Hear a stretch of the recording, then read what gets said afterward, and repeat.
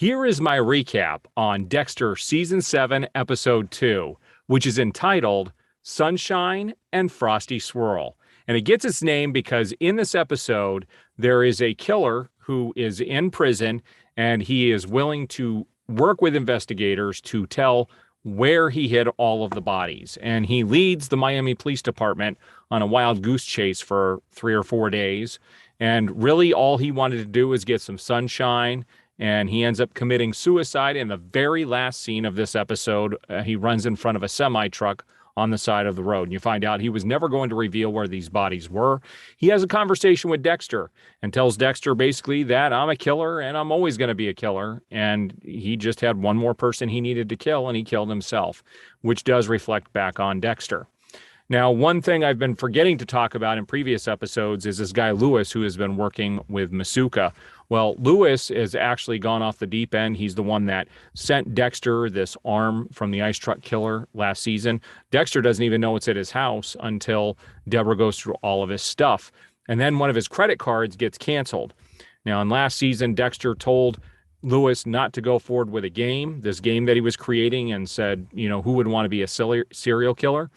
And so Lewis has been making Dexter's life miserable. And in this episode, he cancels Dexter's credit cards and he ends up angering Dexter. So Dexter finds out, goes to his apartment, tells him, you are going to stop what you're doing. You're going to quit your job. You're never going to see Batista's sister again, and you're going to stay out of my life. Well, the next day he shows up at Dexter's house, very affectionately kisses Batista's sister, and tells Dexter, I'll see you at work tomorrow. So Dexter does go to his house and ends up trying. He thinks about killing him to get him out of his life. But that leads us to another storyline in this episode. At the very beginning, if we remember the end of last episode, we had Deborah who asked him if he was a serial killer, and he said yes. So at the beginning of this episode, he's explaining to her that their dad is the one who taught him how to hone this, what he's been doing.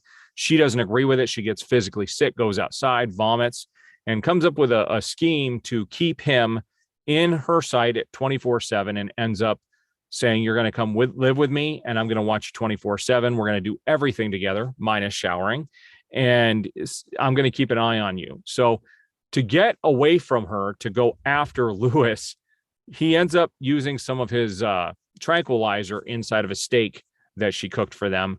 And then he goes off and grabs him and takes him, and is getting ready. You could tell he wants to kill him. When he sticks the needle in his neck, he sees the blood, and it kind of triggers something. But then you see Deborah getting a call, and he's saying, I need you, please come. So he tells her about how he was going to do something bad, but stopped. And she says, that's good. That shows that you're starting to get in control. This is a very good thing. She leaves to go back home, says, I'll see you back at home. And he's there, and she doesn't know, but Lewis is in the trunk of Dexter's car.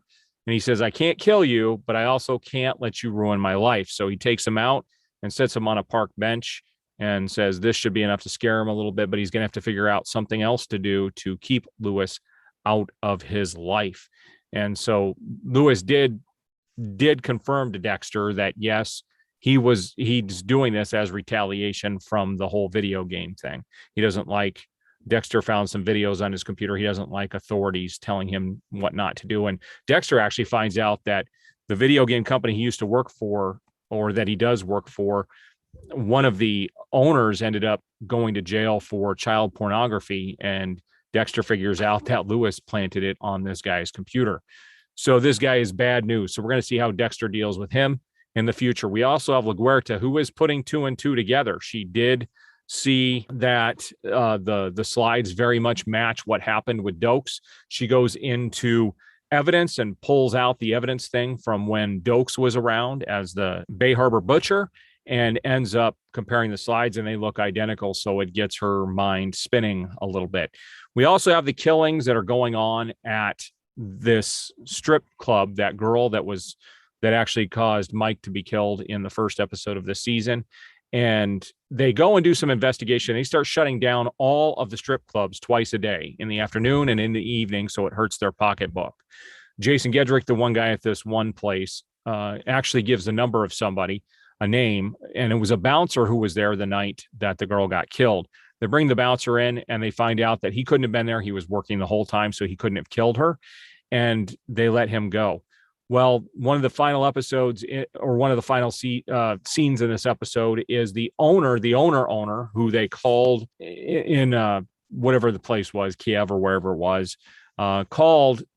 He talked to them, and they came down, the owner of all the strip joints, and they go to this guy's house, and he ends up killing him. Basically, the guy gave his resignation and said, "I'm not coming back to work because of what happened." And they go there, and he's got a bodyguard with him, and they asked why he actually left the business. And they wanted to know if it was because the girl was killed. And he admitted, yes, it was. And I had talked to the police, but I couldn't tell him anything because I don't know anything.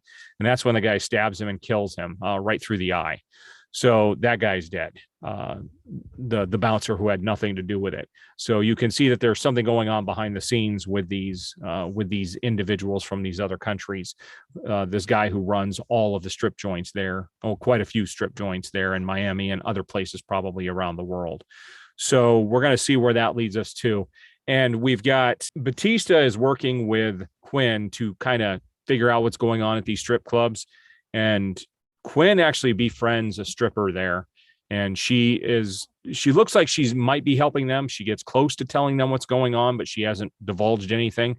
And she calls up Quinn one night and says, "Hey, my car's not working. I have to take it in to get the transmission fixed. Can you bring me home from work?" And so he does. And he's wondering, if she's doing this to give him information. She says, "No, that's not actually what I'm doing. My car is going to be worked on for like 3 or 4 days. And I could really use your help." And he says, "Well, she goes, "You actually owe me payment because you guys are shutting us down and I'm losing business." And he says, "Well, how would you like me to repay you?" And he was thinking, he wants to have sex with her.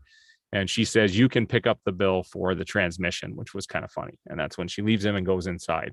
So we're going to see where their relationship goes. We're going to see what happens with the strip joint that Jason Gedrick owns, and what's going to happen with Dexter, Deborah. There's just a lot of balls in the air that are being juggled right now. So we're going to see where this leads in the future. All right, there's my recap for the second episode of season 7. We'll see what happens with episode 3 coming up. We'll see you guys on the next recap.